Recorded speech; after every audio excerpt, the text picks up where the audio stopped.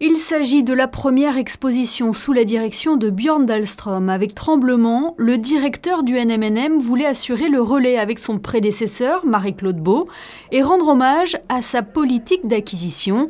À travers celle-ci, les artistes nous appellent à une prise de conscience, à renoncer à certaines certitudes sur des questions d'actualité. Il pose les bonnes questions.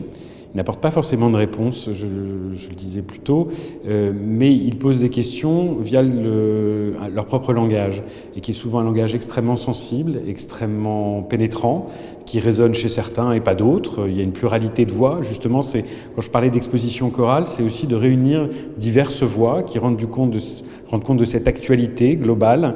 Et je pense que c'est par les artistes qu'on est le mieux touché par des questions parfois les plus prosaïques, les plus violentes, les plus essentielles. Je pense à l'identité, je pense au genre, je pense à beaucoup de questions qui sont soulevées dans cette exposition et qui sont appréhendées de manière extrêmement subtile, très personnelle et très touchante souvent. Tremblement met en valeur la sensibilité des artistes. Ici, l'œuvre de Sylvie Bochet, A More Perfect Day, inspirée du discours de Barack Obama à Philadelphie en 2008, lorsqu'il n'était pas encore président des États-Unis.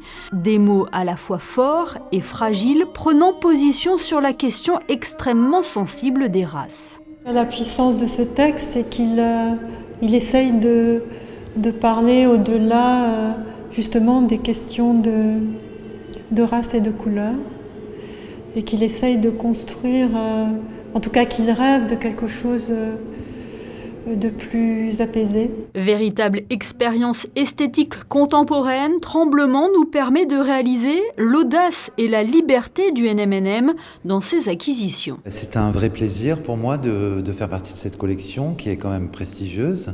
Et surtout, c'est un musée qui prend grand soin des œuvres et de les montrer avec une dimension qui correspond aux ambitions des artistes. Donc c'est toujours un plaisir d'être là.